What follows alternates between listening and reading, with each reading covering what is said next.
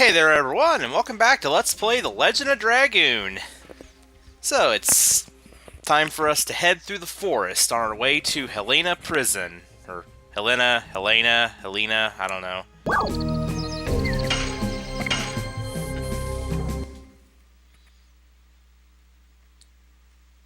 I always said Helena. I think it's Helena. I don't know. You know, one of the things about these old RPGs with, no voice acting, when it came to a lot of the names of places and things, you had to kind of... You never really knew how they were pronounced. No. We don't need to buy anything. Oh, well, actually, if you want to do the tutorial, then,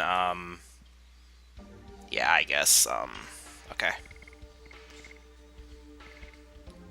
Yeah, he sells healing potions, body purifiers, which purifies poison, stunning, and arm blocking. Those are status effects. Burnouts, which are attack items. I believe I explained that in the last episode. And charm potions, they reduce your current encounter rate, like, back to 0, basically. I never use charm potions. But anyway, this guy will give us a tutorial on the attack items.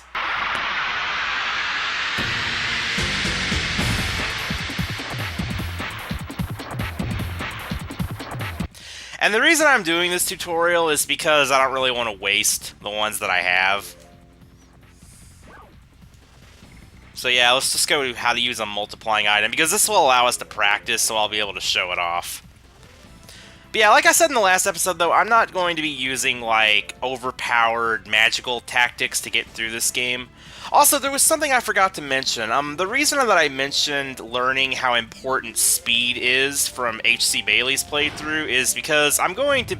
Like, I said that I'm going to be playing this game like I always play it, but one difference that I might make to this particular playthrough is I might actually put more of a focus on speed boosting equipment, because I really never realized just how important speed was in this game. Like, speed boosting lets you get so many more turns.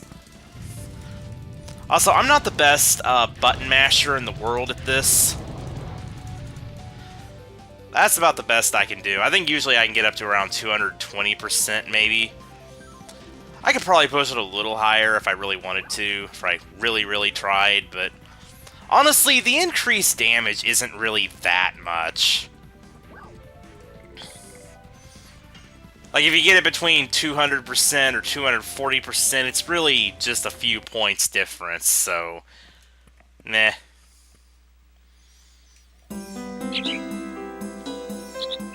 But anyway, now that we've got that out of the way, let's make way through the forest.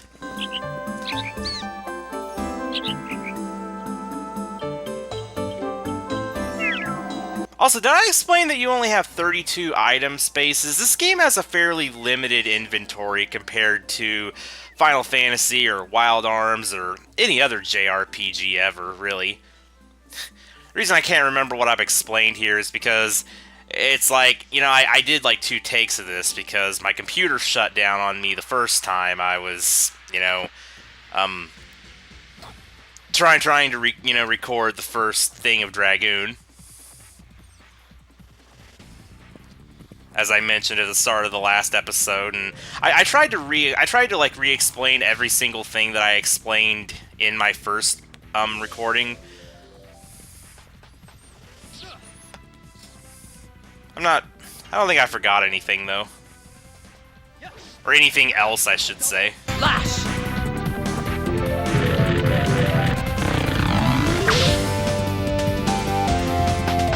I might want to just use a healing potion here.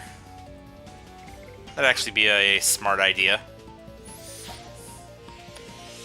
Guard healing is useful if you're up against, like, one enemy that doesn't really do that much damage.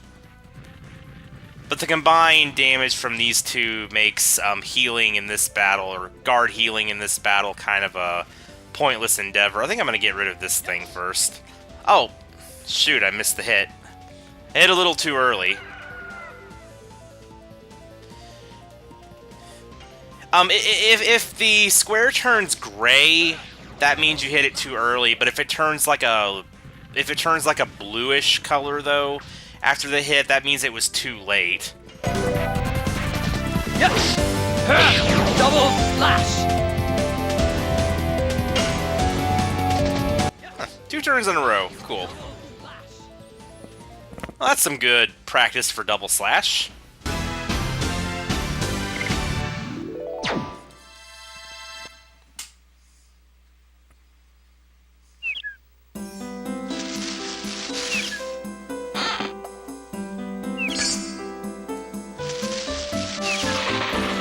Man, I don't know if you guys heard that. My stomach was growling. Kinda hungry. The reason I haven't eaten anything before doing this is because we're going to be having pancakes a little later. So that'll be good to wait for.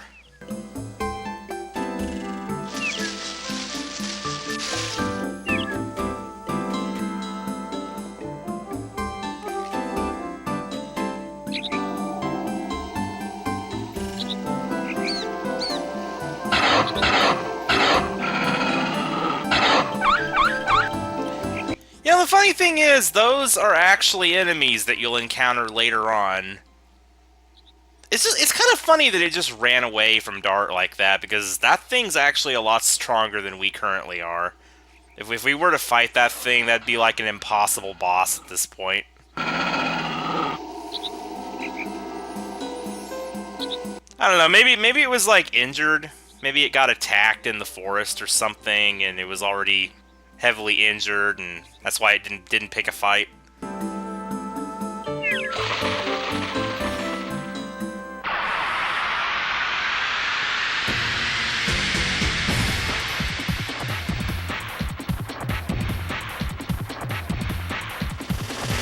Ew, look at that glitchy skybox. I just noticed that. It's like what happens in my Wild Arms playthrough. You know, I'm wondering, Huh. I'm wondering if that does have something to do with the PlayStation 2's smoothing feature for the graphics. Oh well.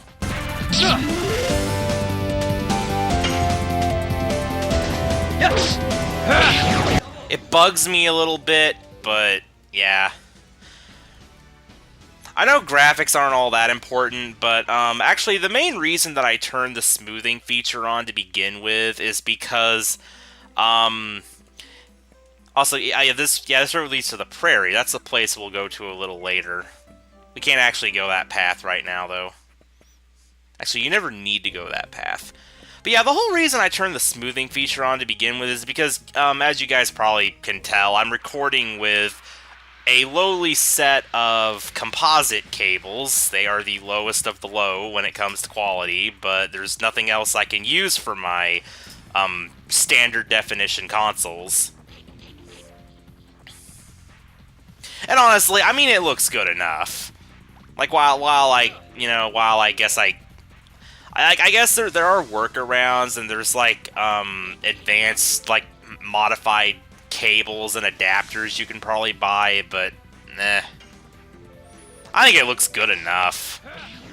But yeah, I turn on the smoothing feature because the smoother graphics helps to, well, it helps to get by the low quality of a composite recording. Like, due to the low quality, it's like if the graphics weren't smoothed out the way they are, then it would look even worse because of the, you know, low quality and stuff of the actual recording itself.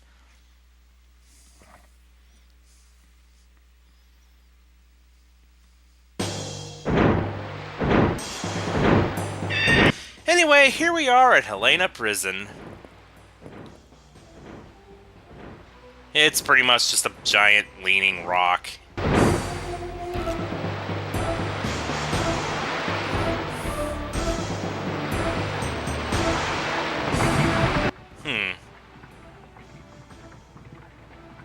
Well, there's a way.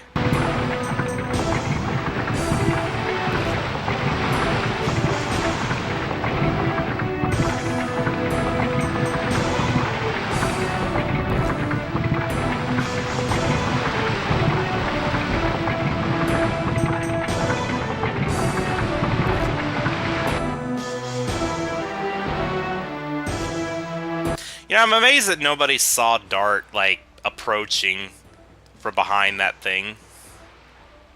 There wasn't exactly any cover that would, you know, block the view of the guards from seeing him.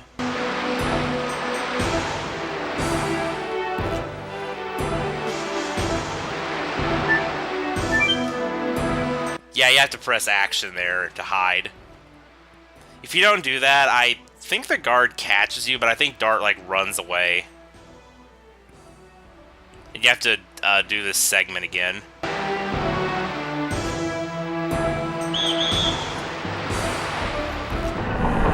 Also, I meant there was like nothing obscuring Dart from the guard's view. At least there shouldn't have been. Unless the walking distance from the start of that first screen to the actual prison is a lot longer than it appears, it might be, actually.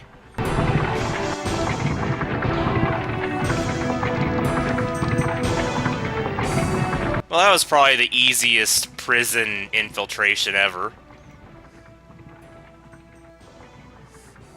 Probably one of the easiest infiltrations ever in general.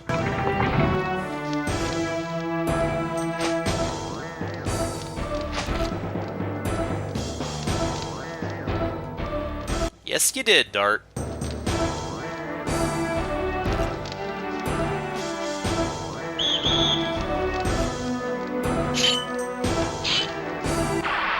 Yeah, there's no way to avoid getting caught by that guy. You have to fight this one. Oh, by the way, something you might notice here, actually, did I explain how the encounter system works? I mean, you guys can probably tell, but basically, if you have a blue diamond, or a blue triangle over your head, that means that you're relatively safe, but if you get a yellow one, that means, like, if it turns yellow, that means that you have an encounter coming relatively soon, and when it turns red, that means that, yeah, it means that you're about to get into an encounter. You could look at it the same way as HP, though, as enemies in battle. Like if it's blue, that means that you're like between 0 and 50%. It's kind of like the opposite. Like you're between 0 and 50% to reaching an encounter. If it's yellow, you're between 50 and 75, and if it's red, then you're like 75% of the way to hitting an encounter.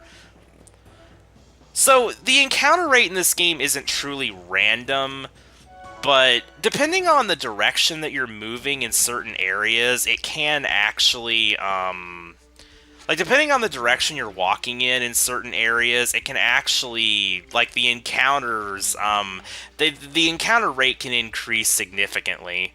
Like, there's certain factors in certain areas that cause it to really shoot up. Like, you can run in one direction and you won't get into, like, any battles for a while, but then if you try to go the opposite direction, it'll just go, like, blue, yellow, red, boom, battle. So, no, this game doesn't have truly random encounters, because I think there's, like, a set number of steps, typically, before you get into an encounter, but different rooms and different, yeah, like, different rooms and different directions that you're running in,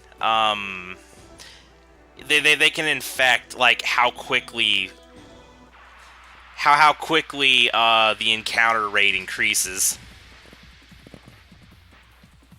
I hope I explained that well, but yeah. But anyway, I'm bringing this up now because you're going to notice that the encounter triangle in this dungeon is red at all times. And if you're in an area where if you're in like a dungeon or an area where it's red all the time, that means that you can get into enemies simply by encountering them on the map. There are no random battles, but you will get into enemies by encountering them. You know, like I encountered this guy. Also, we don't have to fight these guys, but I do it for the sake of experience and addition practice.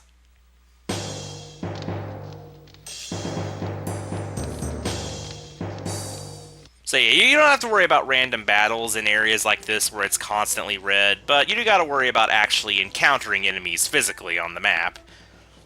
Out of service, don't even think about it. Okay, whatever. Let's try it anyway. yeah, we can't actually do anything with that right now, but later on we will be able to.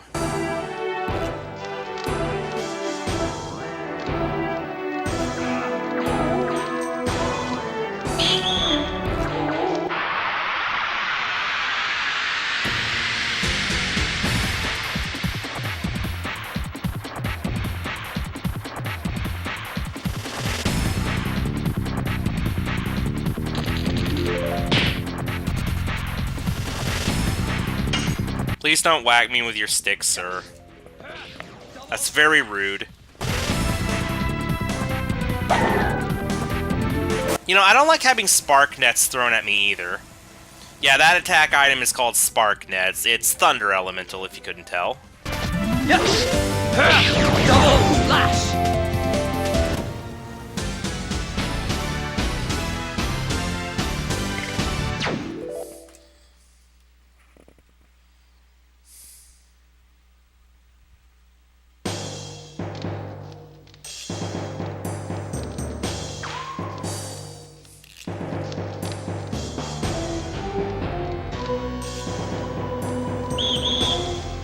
Oh, darn, I was gonna sneak past him. You can actually, walk past him when his back is turned. But I stepped forward a little bit too far. Like, you can climb that ladder next to him when his back is turned to you. Yes! Double slash!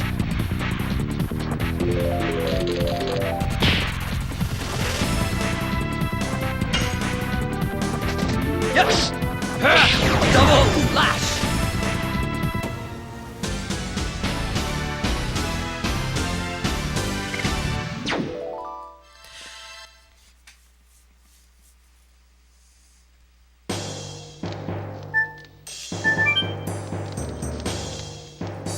Now that chest down there, we're not going to be able to get that until much later on.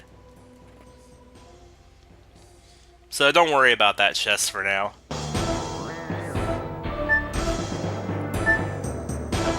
Dart, why are you going behind the thing? I want you to go in here.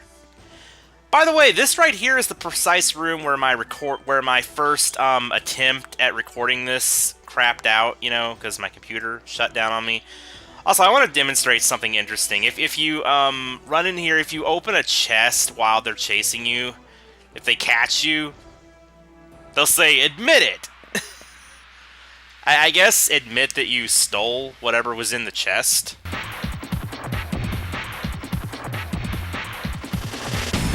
And yeah, even though we got attacked by 2 of them at once, we're only fighting 1 in battle. I'm gonna go ahead and use a healing potion.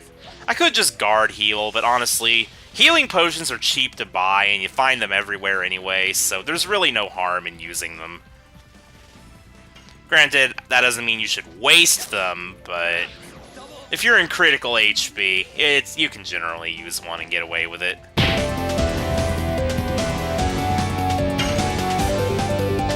Yes! Double slash!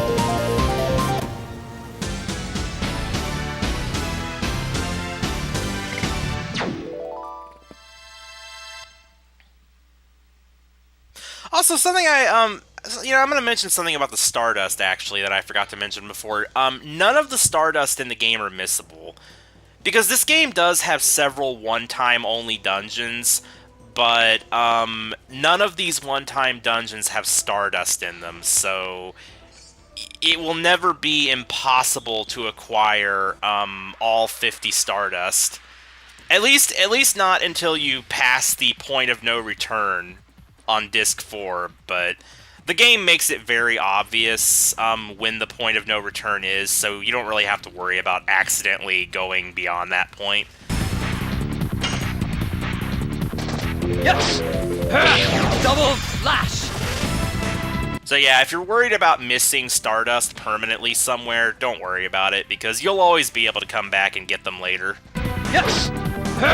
Double slash!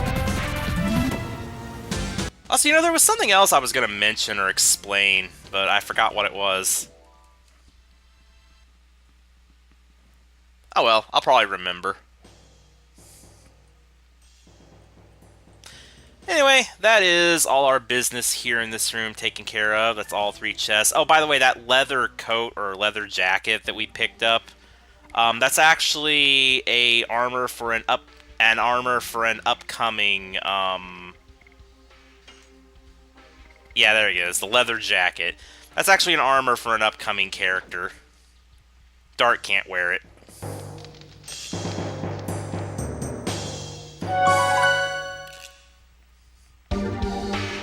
Anyway. Oops, you know, whenever I save to the second slot, I'm going to have to cut, a second or two out because it, yeah.